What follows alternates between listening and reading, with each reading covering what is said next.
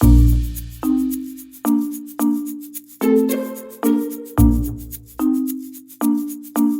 sea, estamos en un mundo de dinero extremadamente barato y abundancia monetaria devenido de la crisis 2008-2009.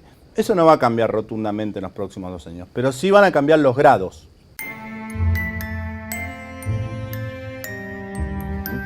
Brasil, que alguna vez supo conseguir deuda al 3%, ahora, además de algunos problemas internos que ahora vamos a hablar, menos del 6% no consigue. Entonces esos son los efectos indirectos que va a tener Argentina. Cuando empiece a hacer las cosas bien, ya no va a aprovechar la menor tasa de la historia, va a seguir aprovechando tasas bajas, pero tenemos 2 o 3 puntos de costo capital adicional que nos perdimos por empezar tarde. Brasil yo diría que tiene, a hoy, si tengo que hacer un diagnóstico de las fotos, las 7 plagas de Egipto. Para nosotros Brasil es preocupante, no solo porque está con un problema de ciclo que no para de agravarse, o sea, si ustedes miraban, el promedio de analistas esperaban que Brasil este año cayera 1,5, 2 a principio de año, va a cerrar el año casi con una recesión de 4 puntos. Y lo que es peor, en general los analistas se van poniendo cada vez más pesimistas para el año que viene. Es el socio grande, es a quien le vendemos el 45% de las exportaciones industriales y al quien le vendemos el 85% de las exportaciones de autos. Con lo cual no es una buena noticia marginalmente que Brasil tenga ese tipo de dificultades, a los cuales se le agregan dificultades de financiamiento internacional, tiene un déficit de cuenta corriente de 90.000 millones de dólares el año pasado, o sea, el mundo le tiene que prestar todos los años a Brasil 90.000 millones de dólares. Bueno, evidentemente eso ya no está pasando, por eso el real se fue de 2,50 a 4, por eso están en un proceso recesivo que es el ajuste automático de la cuenta corriente, porque se caen las importaciones. Devaluar hace que tengan que girar menos moneda dura en dividendos, regalías, etcétera, etcétera, subir la tasa de interés, pagar los costos que muchos tratan de diferir y que un día se produce el proceso, ¿no? Vamos a un año intenso en términos de negociación internacional respecto de dónde va a quedar parado el Mercosur en los próximos 2 años. La verdad, a esta altura podemos decir dónde nos gustaría que quede parado. No estamos tan seguros de decir dónde va a quedar parado, ¿no? Porque hoy Argentina introdujo un elemento nuevo, no solo el Tratado Eventual de Libre Comercio con Europa, que va bastante bien en términos de lo que le interesa al agro, ¿no? De liberalizar los subsidios, eso va bastante bien. Pero hoy Argentina introdujo un concepto nuevo. ¿Qué hacemos con la Alianza del Pacífico? Que va bastante adelantada en términos de tratados de libre comercio. Lo que queremos básicamente es ser un país normal.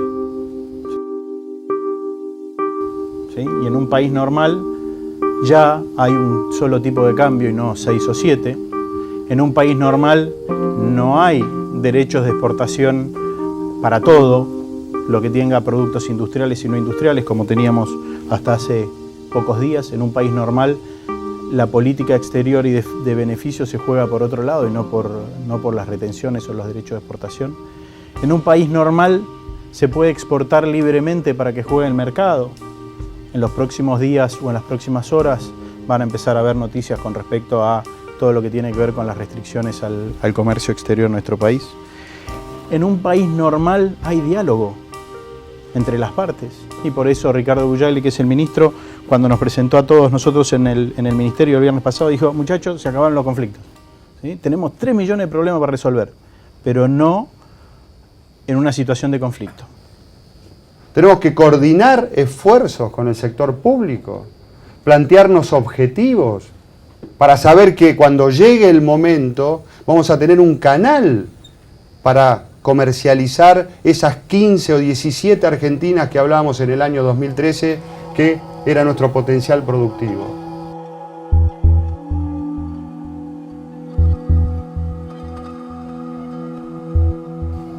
Por eso es clave que tengamos una visión concreta de lo que va a ser el Mercosur. Se va a pasar de ser un acuerdo político a realmente un bloque con libertad aduanera. Si los países vamos a tener integrante, flexibilidad para hacer convenios país-país o no. Si se va a terminar de una vez por todas lo que venimos viendo de la no firma o el no acuerdo todavía con la Unión Europea. ¿Cuánto? 12, 15 años que estamos dando vueltas. Es clave. Tenemos que estar atentos a lo que es el Tratado del Pacífico. Dicen que van a llegar a influir sobre el 40% del comercio mundial. La fórmula de cambio básicamente nos dice que cambio es igual a I por B por P, y se construye, dice, la I es la insatisfacción. Para que haya un cambio real, tiene que haber una inconformidad, tiene que haber un motor interno, tiene que haber una incomodidad, algo que me motive, si se quiere, hasta emocionalmente a cambiar.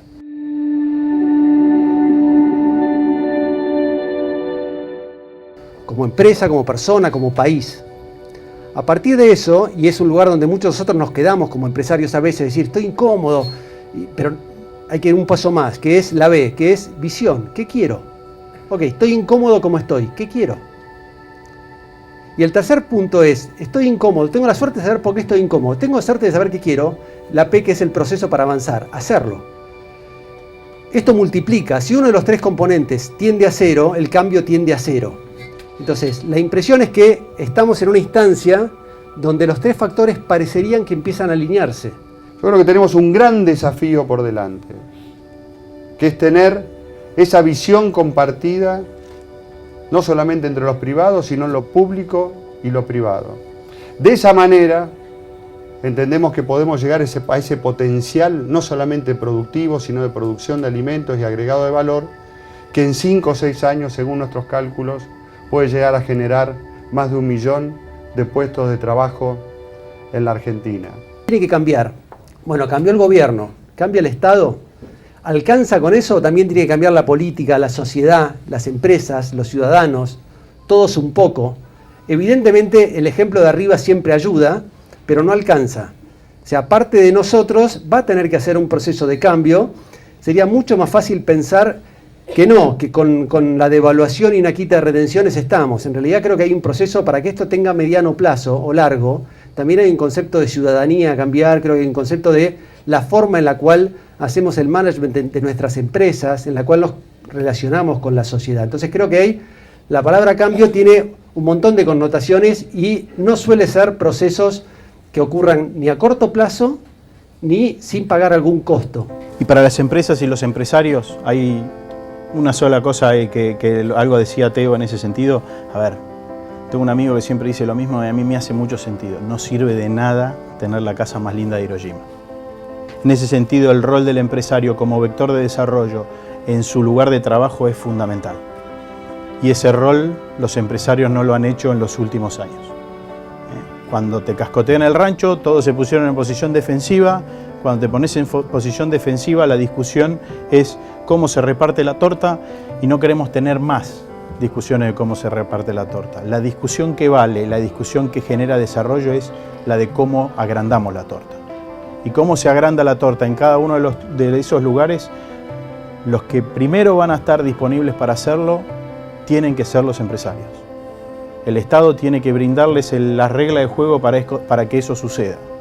Yo digo, el gobierno tiene por lo pronto que ofrecernos una macro ordenada, una macro con cierto grado de previsibilidad, con reglas de juego que podamos jugar, generando confianza, promoviendo o haciendo inversiones, pero también promoviendo un esquema donde armar una sociedad, generar una inversión, entrar dinero al país, sacarlo, moverlo, tenga menos grados de complejidad que el que tenía. El ahorro no está en el sistema financiero y ese va a ser el gran desafío de lo que viene. Lograr que el ahorro que no pasa por el sistema financiero a partir de un prontuario bastante particular empiece a pasar. Los 250.000 millones de dólares famosos de argentinos que están en algún lado, caja de seguridad, caja de zapato, exterior, etcétera, etcétera. Ese es el desafío de los próximos 4 años, lograr recuperar ahorro interno. Pero bueno, ahí está el sistema, está sano. La verdad que es sorprendente, hemos pasado el periodo electoral con depósitos creciendo más del 40% y con préstamos creciendo al 64%. Acá hay mucho de cobertura, ¿no? Estos son créditos en pesos, la mayoría tasa fija, entonces mientras dure digo, porque ahora ya cambió el periodo de tasas, ¿no? Esto claramente hemos tenido un shock de tasa. Nosotros, para ayudar a esta visión de pobreza cero, empleo 100, educación 1000, por lo pronto tenemos que intentar ser rentables, tenemos que crecer, tenemos que tratar de generar esquemas sustentables, invertir con expectativa, eso nos lo da el entorno, pero tenemos que asumir riesgos. Sin inversión no hay crecimiento, sin algún riesgo no hay crecimiento, no hay expansión. Siendo amigables con el ambiente, yo creo que por este lado vienen un montón de restricciones potenciables. Lo que hemos visto recién en la COP21, lo que pasó con el tema ambiental, lo que está pasando con ya los mecanismos internos, lo que van a aparecer como barreras para arancelarias. Tenemos que seguir anticipándonos, no solo con buenas prácticas agrícolas, que es un trabajo interesantísimo que se está haciendo, sino también entendiendo y teniendo dentro del sector gente que nos anticipe estos temas.